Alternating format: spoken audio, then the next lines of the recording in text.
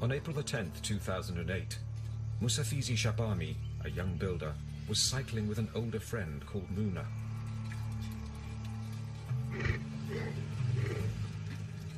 They were near home, but so too was a 140-kilogram male lion running at full speed. The lion, it just came out from behind us and started chasing us. Within seconds, the lion was in striking distance of the cyclist. I was very scared. I was trembling so much I thought I was going to faint. He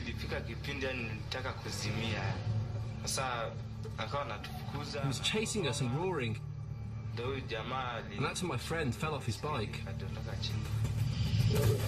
The lion leapt on Muna's back and dragged him to the edge of the highway.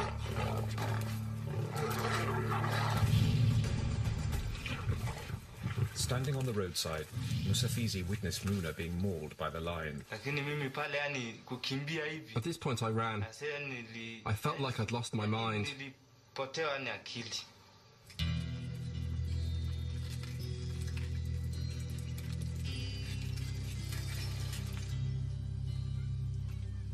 Kimu is the wife of the deceased.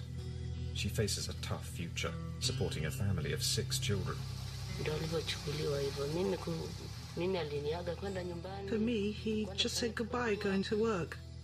I couldn't believe it at all. We were sharing and contributing, but now I'm struggling on my own.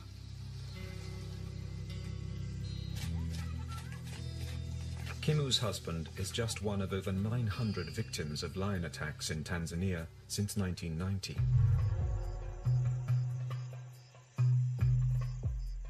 The situation is desperate. Thousands of rural Tanzanians have left their villages abandoned, terrorized not by single rogue lions, but by prides of lions hunting as a team to stalk and kill humans. We're not talking about just regular old lions. We're talking about lions that walk into a village and kill people. We're talking about lions that get on a roof and dig people out. We're talking about lions that dig through a wall. We're not talking about just a regular old lion out there in the plains. The cause of this bizarre behavioral change is a mystery, particularly as these outbreaks of man-eating lion attacks are not isolated to one region of Tanzania. They've occurred throughout the country, from Lindi in the south to Rufiji, and now further north in the district of Singida, where 20 people have been killed by lions in the past 12 months.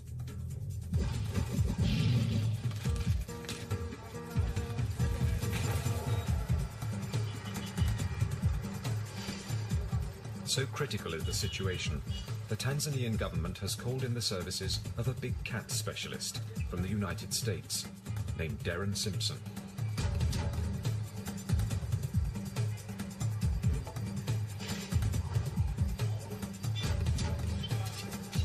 Simpson is a lion conservationist and tracker with a wealth of experience in human-lion conflicts.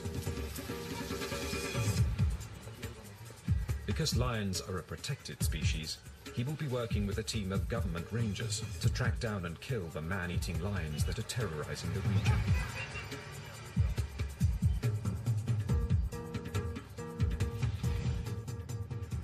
This is not the first time Simpson has hunted lions in Tanzania. I've been here twice before.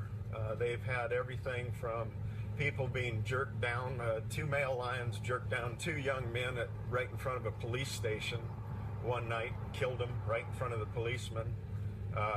The lions were shot and went off and died, but so did the 2 young men. So as much as I love these big cats, and you're talking to a guy that's dedicated his life to capturing these animals for conservation, this is what I do. This is something that has to be dealt with. This is their reality, and so I'm here to help them deal with it. Working alongside Simpson is a team of 6 rangers, heavily armed with semi-automatics and shotguns, led by Wildlife Division official Dennis Ikanda, seen here in the camouflaged jacket. Ikanda is a human-lion conflict specialist and a veteran lion tracker.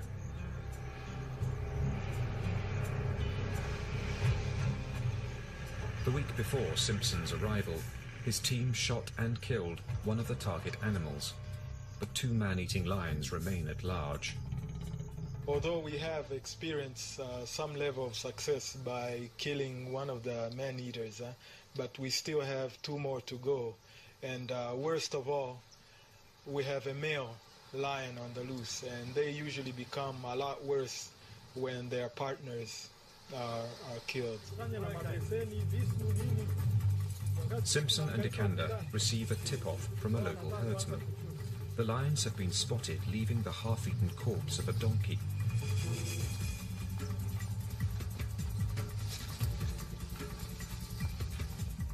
The hunters will use this dead donkey to lure the lions into foot snares.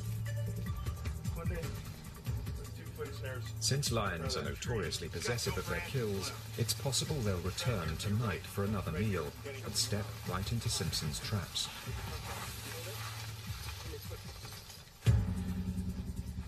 Should a lion place a paw on one of these cushions, the pressure will fire a trigger, tightening a noose of wire around the lion's leg.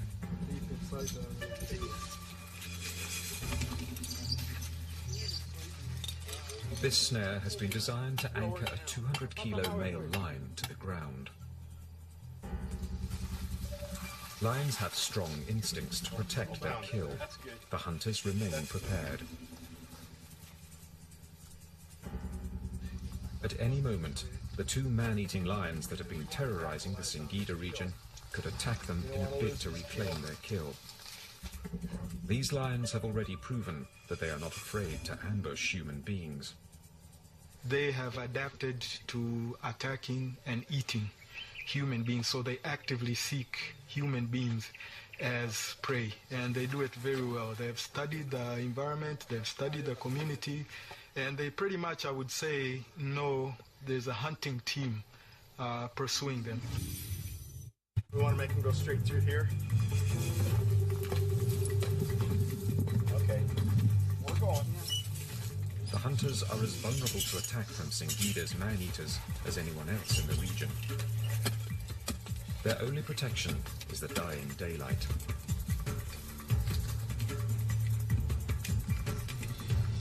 Once the sun goes down, the balance of power will shift to favor the lions, and the team will be open to an ambush from Africa's largest predator. Lions can grow up to 3 meters long, and males can weigh over 200 kilograms. Their speed, strength, weaponry and cunning make them one of the animal kingdom's most formidable terrestrial predators.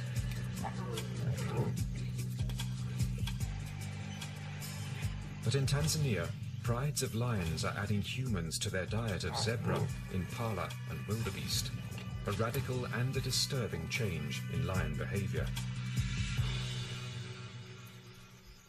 In the Singida region, one pride of man-eaters is going to extraordinary lengths to catch its new prey. They've learned there are easy targets along the main highway, the last place you'd expect to see lions. In the past year alone, at least 20 people have been killed by lions on or near this roadside.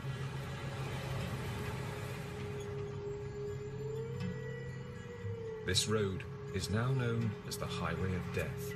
It's a paved 2-lane road, main artery, through little tiny communities full of dwellings, an area where children walk to school every day. It's basically the village sidewalk. Women carrying loads on their heads to supply their homes, groceries, water. Pretty benign area, you would think. This is a hunting ground for lions that have decided to make their quarry human beings. They're using the bush areas that are alongside the road as an ambush area. What, in essence, that we're into here is a human-wildlife conflict, and it feels like a war zone. This is extreme aggression by these animals. Less than a mile from the highway, with the light fading, the team finally finishes setting its lion traps. Yeah. Okay, that's gotta do. It's gonna have to do. Just before leaving, Simpson makes hyena calls, hoping to trick the lions into defending their kill from scavenging hyenas.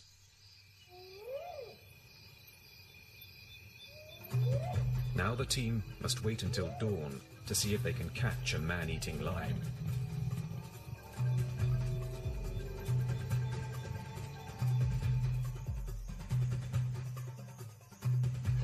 Tanzania is home to more than 1/3 of the world's lion population. Over the millennia, these super predators have lived on the plains, honing their deadly hunting skills.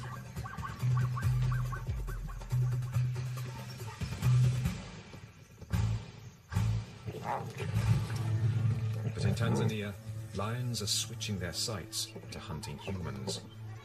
In a radical change to their natural behavior, whole prides of hungry lions are now stalking humans in search of an easy meal.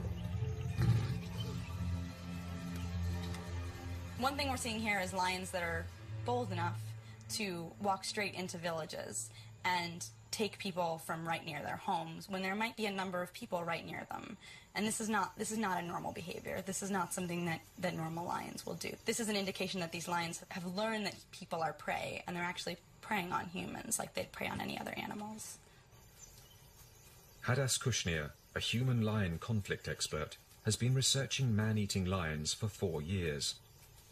Her studies suggest a startling change in lion behavior. Adult lions may now be teaching their young techniques and tactics for hunting humans. There's a common misconception that most of the lions that cause these attacks are old or sick, and that's actually not something that we found to be true here in southern Tanzania. Sometimes we find young lions, healthy lions, taking part in it, but we think that they are teaching their young. And once they view us as any prey type, they're going to eat us just like they'd eat a gazelle. Kushnir is working in the Rufiji region to determine the reasons behind the dramatic increase in man-eating attacks here.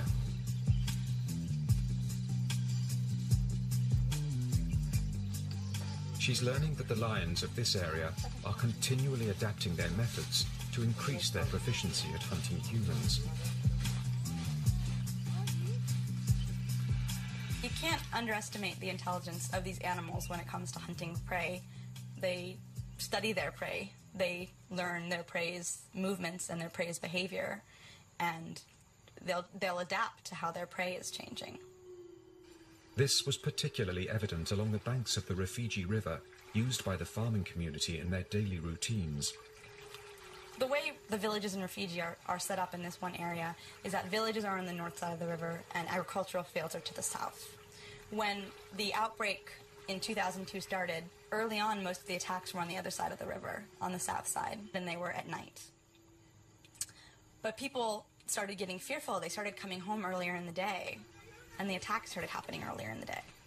And eventually, people stopped going to the agricultural fields altogether, moved back to the villages, and the lion actually swam across the river and started preying on people on the north side of the river. So they're able to adapt, they're able to learn, and it's terrifying because it's not just a chance event that you might get caught by a lion. There's a lion out there stalking you, actually looking for you to eat.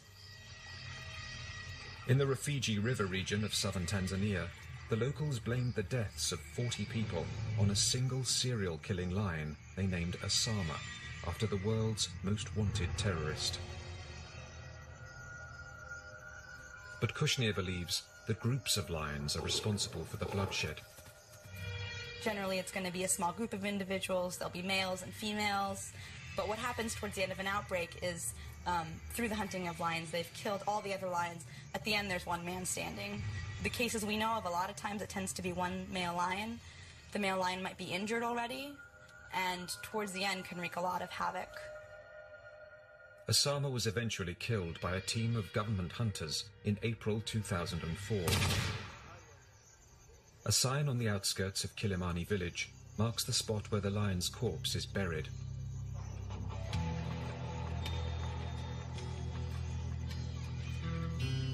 Abdallah Chembele is a victim of the outbreak of man-eating that has plagued the Rufiji region.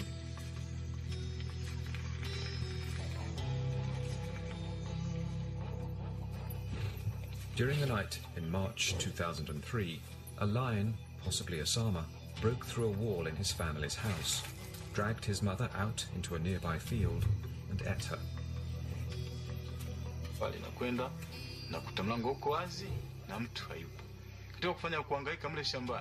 When I went home, I found the door was wide open and there was no one. When I went looking, I could see there were some marks on the ground, like someone's elbow.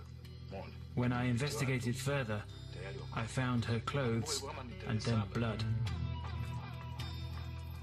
The horror of living in the presence of man-eaters is so bad, many locals refuse to believe normal lions are the cause of the bloodshed.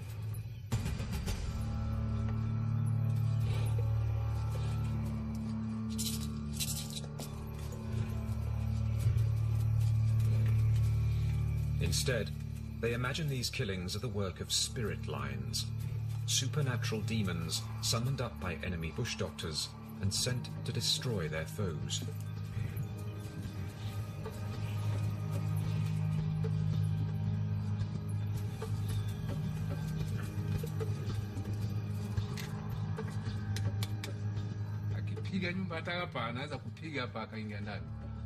These lions can just knock down the door and get in and take you out. Someone sent them to come here and kill people. These are no ordinary lions. Hadas Kushnir knows about the traditional belief in spirit lions. She presumes that these supernatural explanations help people to deal psychologically with the horror of the situation. I look at them as coping mechanisms. If I had to live in a place where there were lions all the time, you know, the only way you could sort of settle that with yourself and feel better is to convince yourself that a normal lion is not the risk.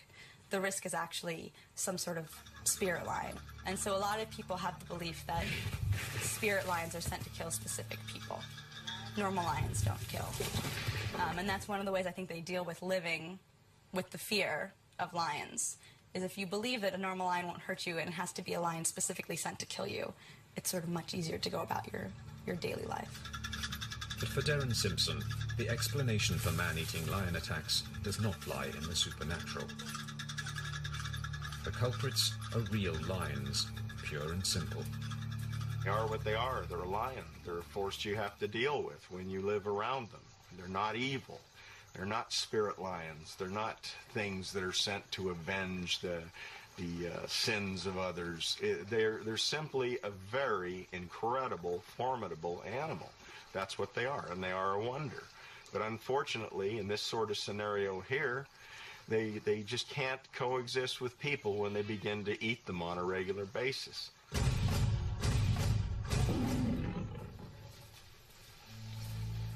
The hunt for two man-eating lions that have been terrorizing the Singida region of Tanzania continues. The tracking team are revisiting the traps they set the previous night around the carcass of a donkey recently killed by these lions. The sound of a big cat up ahead in the bush seems to suggest their efforts have been rewarded. Leopard? No lion? No lion, nobody. Big male.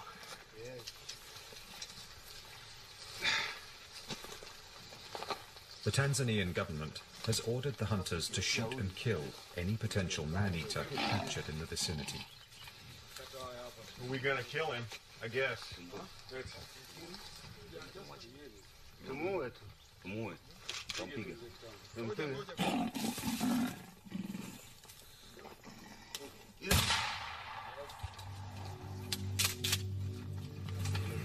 One of the disadvantages of foot snare traps is the possibility of capturing non-target carnivores. But leopards have been known to kill humans, and releasing a large predator at this sensitive time is unthinkable. You don't have option B, you have to do this. It's not like we can sit down and interview them when 15 people have been killed You know, we have to put human welfare here first. As much as people would like to think there's a possible alternative, they're not living here. They're not having their kids get killed and their mother get killed and their father get dug out of a house by a large predator. So leopards are culprits in this area as well, and they're on the list. So that's why we're doing what we're doing.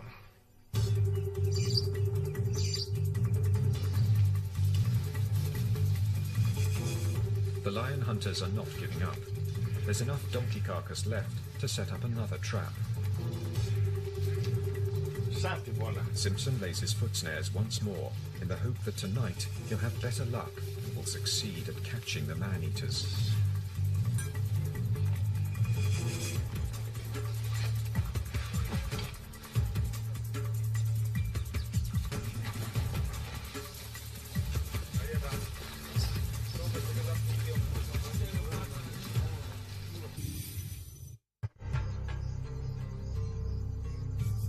One explanation for the surge in human-lion conflict in Tanzania is that the natural prey of lions, like impala, zebra and kudu, has become severely depleted due to poaching and increased habitat destruction.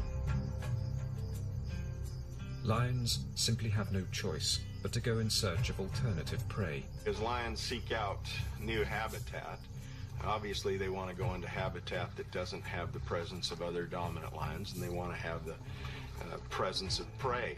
When there is no prey and the prey's hunted out, you have substitute prey, like what's behind me right here. Livestock become the first conflict. As a consequence of preying on livestock, lions inevitably come into contact with people and discover they too are easy targets. Human beings are like little pink balloons to these very formidable predators.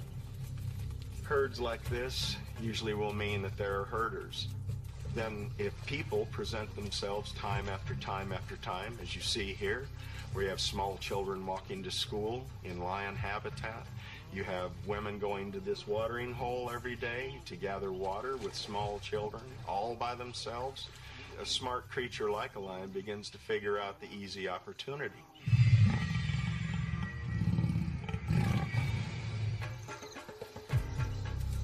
In the Rufiji region, Hadas Kushnir attempts to find further explanations as to why the rate of man-eating lion fatalities has quadrupled since 1990. She's discovered a pattern in the statistics that leads her to believe it's the people's methods of agriculture that make them vulnerable to attack. One of the places where people are most at risk is in their agricultural fields. Generally, the agricultural fields are pretty far from the village. They're isolated from each other, and there's a lot of bush surrounding it. So right there, you're at risk. One of the really important factors that we're finding are bush pigs as crop pests. Bush pigs are nocturnal crop pests, so they only come at night. And in order to protect your crops, you have to sleep at night in your agricultural fields, and sometimes leave your hut in pitch darkness and make noise and try to scare these bush pigs away. Because there's not a lot of prey in the area, bush pigs are a really important prey source for lions in these districts. And so lions know where to find the bush pigs, and the bush pigs are found where the people are found. And so oftentimes you'll get sort of a collision between people and lions with bush pigs as the link. It was while defending their crops against marauding bush pigs that Asifwo Mbwata's family was devastated by a lion attack. In the middle of the night, his father, mother, and 2 nephews were dragged out of their shelter and eaten.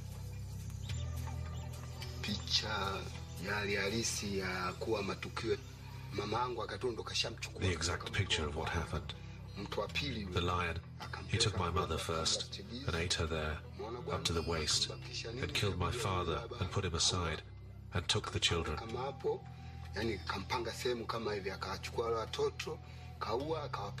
He arranged them almost next to each other, so that when my brother went to look for them there, he saw the children first and thought they were sleeping. But they had already gone.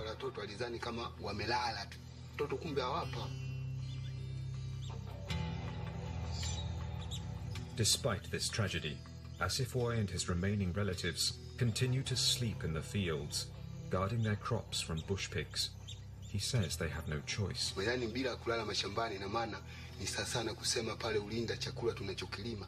If we don't sleep in the fields, then all the labor we engage in will be for nothing, because our food will be eaten by animals like pigs or monkeys.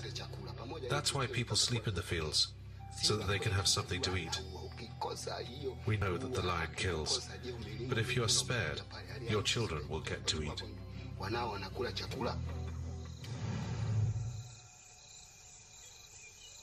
Many villagers sleep in temporary makeshift shelters called dungus that provide little protection against lions. Because the Rufiji villagers have no option but to be out in the fields at night, Kushnir is trying to encourage them to be more proactive in defending themselves against attacking lions. What this family has done, which is really great, they've built a dungu that's reinforced and closed on the bottom. This here is quite strong, and over here they actually have bamboo poles. And what's really wonderful is that this is the area here which would normally be open, and the family would normally be cooking here at night, resting here at night, and what they've done is close it off so that if a lion is roaming, the lion won't be able to see them or get to them very easily. Unfortunately, not all houses are like this. There's a lot of makeshift huts out there that are constructed much more flimsy, lower to the ground, a lot of more sort of straw and palm, where lions can literally just jump in and take people from inside or even knock the structure down. The villages of the Rufiji region are learning to live with the man-eaters. But up in Singida, man-eating lions are a new menace. The local people are panicking, and their hopes lie with the government team.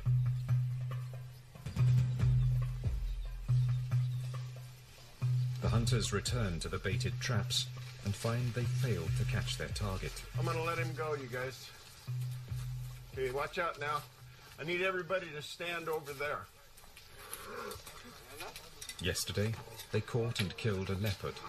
Now they face an enraged hyena.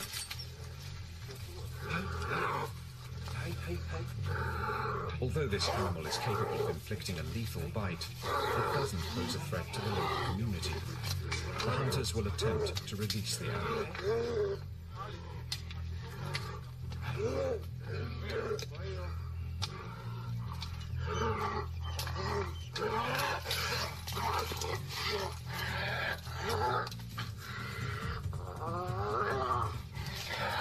Simpson takes great pains to ensure this female spotted hyena doesn't sustain any injuries. It will return to the wild unharmed. Loose, loose, everybody back.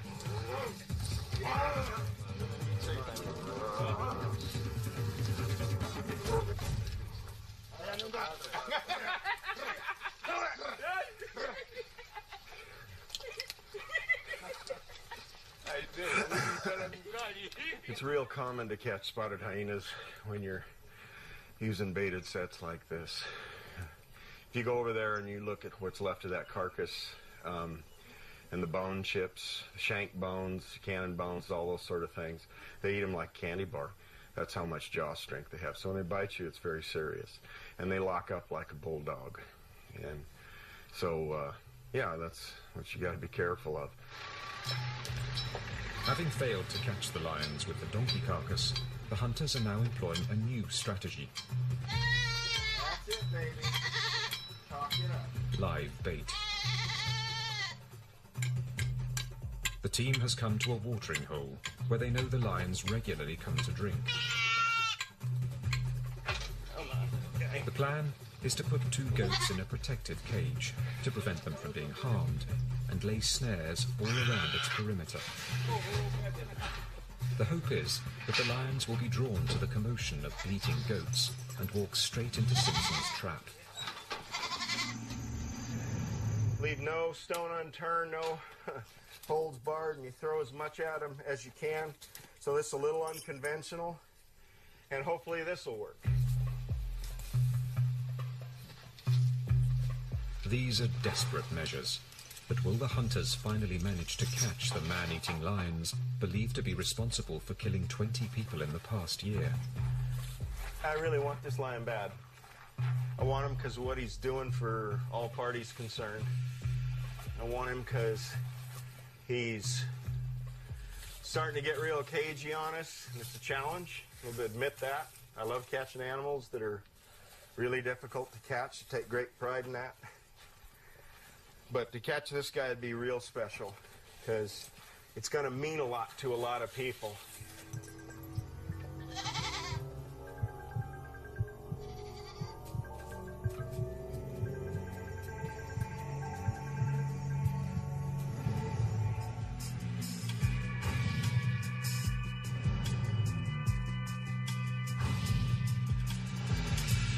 Tanzania is home to 1/3 of the world's rapidly diminishing lion population. It's estimated there may be fewer than 15,000 lions left in its national parks and unprotected areas. Throughout Africa, these majestic cats are vulnerable to the loss of their prey, the threat of encroaching agriculture, and the retaliation of humans for the death of their livestock. The government faces a no-win situation. On the one hand, they want to conserve these animals because they are a multi-million-dollar source of revenue from tourism and organized hunting. On the other, by encouraging their conservation, Tanzanians are made more prone to attack. Part of the reason that we're experiencing an increase in these number of attacks is the positive outcome of lion conservation in Tanzania.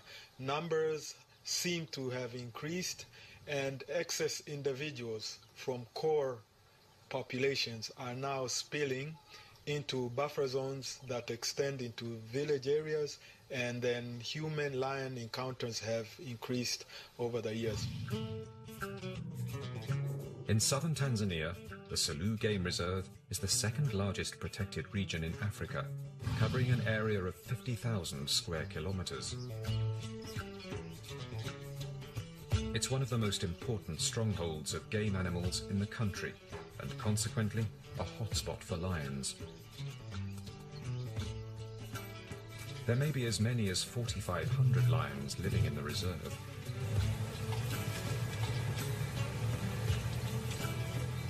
Biologist Henry Brink monitors the Selous lion population by using radio collars to track the size and extent of their range.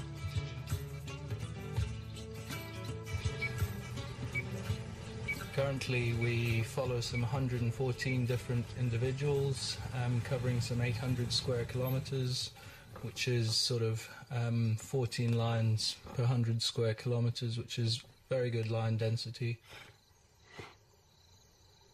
In the eyes of conservationists, the Selous lions are a success story, but there's a problem.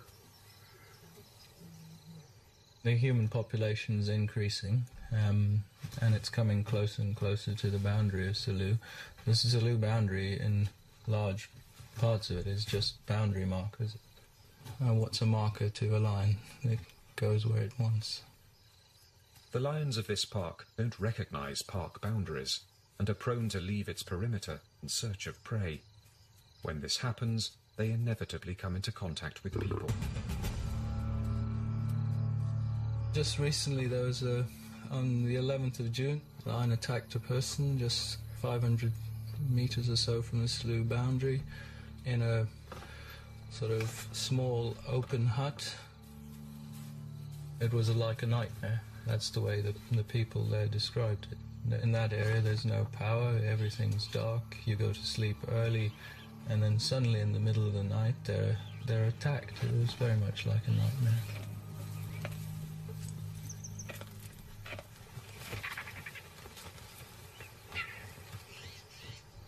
But perhaps these attacks are not as unpredictable as once thought. One of the behavior patterns observed by scientists such as Brink is that lion attacks on humans increase during the rainy season. There is food here, there's enough food, but what happens is during the rainy season all the prey disperses from around waterholes and so on, and the lions have a much difficult time finding the food, and therefore they also disperse and start looking for food, and it's during the rainy season where you get this sort of spike in man-eating, because the lions are, in some cases, leaving the park and so on.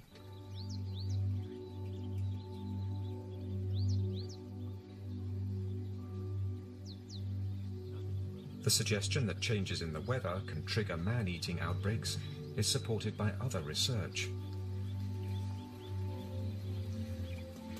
After 4 years of studying man-eating across Tanzania, Hadas Kushnir is also convinced that rainfall patterns are a central factor in the recent rise of man-eating prides.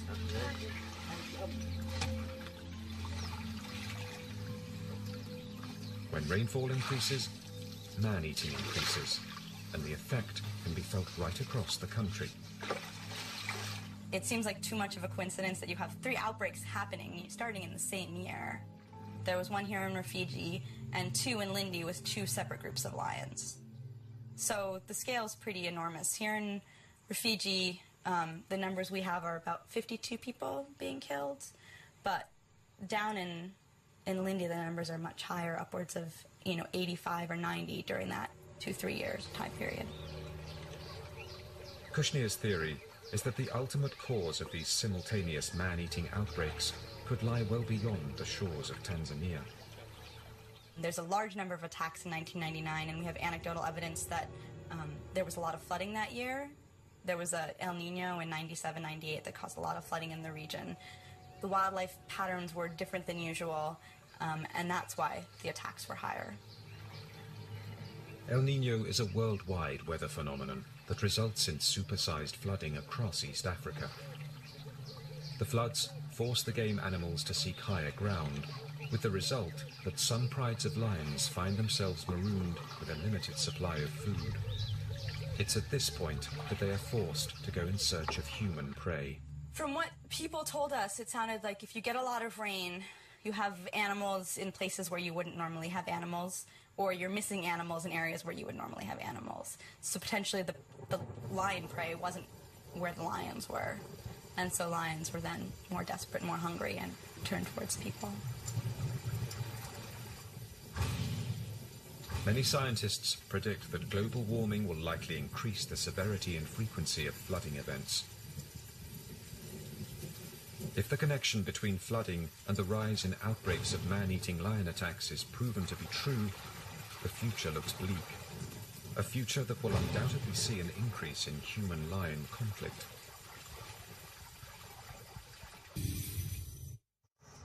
The hunt continues for the man-eating lions of the Singida region of Tanzania, where at least 20 people have been killed in the past year on or near the highway.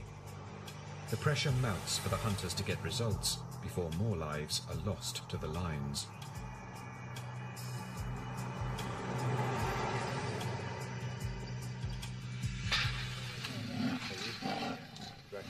Simpson and the hunters have returned to inspect their traps, and once again their efforts have been foiled. They've snared a second leopard and have no option but to kill it.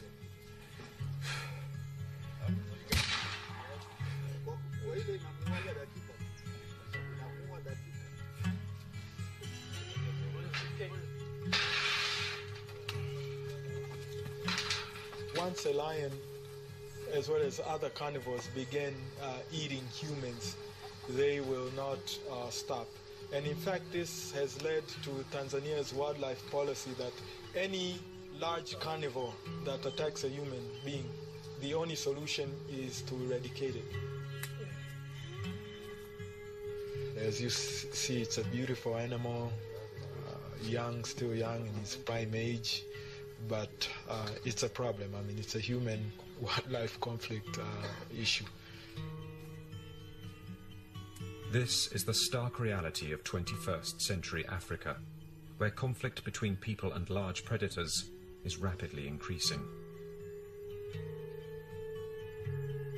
Those on the front line of the human-lion conflict believe that the best short-term solution is to continue deploying hunter forces to target these animals aggressively. Without expert teams like this, local communities will deal with the killers in their own way, a path that ends in disaster for all the wildlife. What you will cause is people to take it into their own hands and begin poison campaigns. And I'm here to tell you, I've been all over this continent, and I've seen the results of poison campaigns, and it's ugly.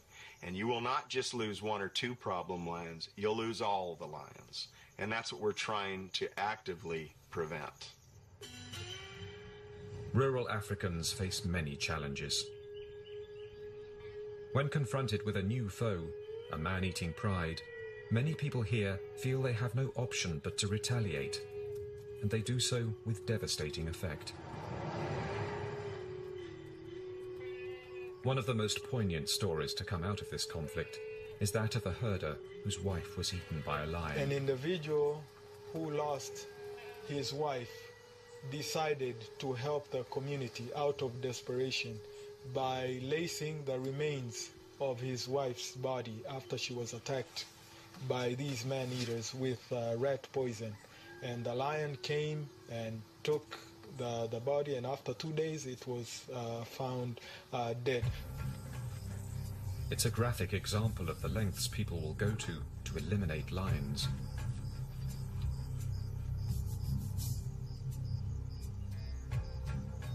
This conflict is devastating for both humans and lions. Lions once roamed the whole of Africa, but human retaliation against the man-eaters, the increase in agriculture, hunting, and the loss of natural prey have steadily eliminated the continent's lion population. In the last 30 years, Africa's lion population has almost halved, from 75,000 to less than 40,000. It's very much not good for lions. When there's an outbreak, often they'll kill all the lions in the area indiscriminately. Any lion they see will be killed, even if the lion's not responsible for the attack. And what eventually could happen is that lion populations are limited only to protected areas.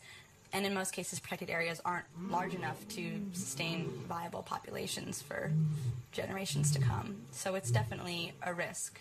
And it's a risk for carnivores around the world. Retaliation because of conflict is one of the major reasons for carnivore population decline in Africa, in Europe, in North America, everywhere.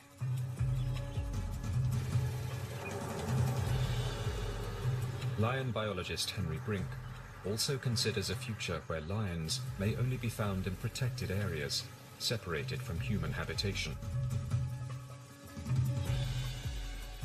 Tanzania has gone exactly the right way. It's set aside some 30% of its land in some sort of protected conservation status, which is an awful lot of land if you compare it to other areas.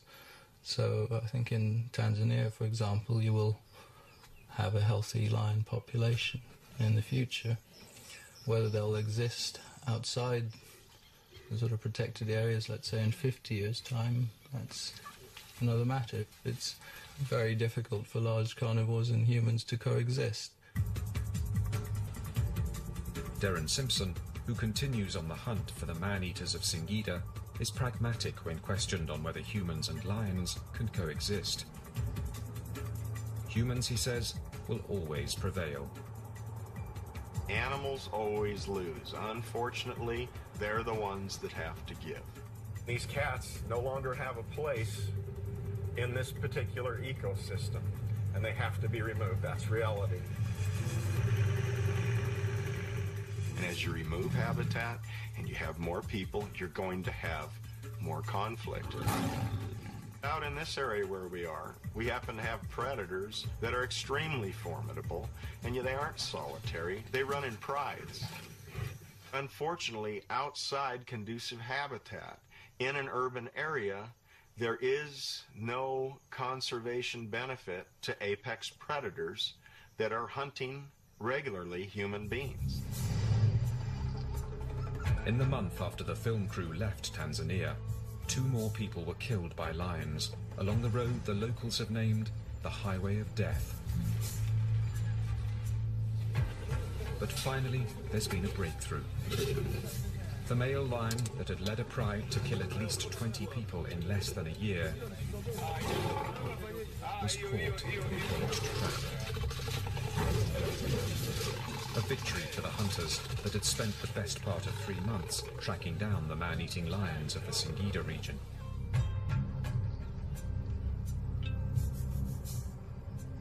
But there's still one lion at large, and the war, with no foreseeable end, continues.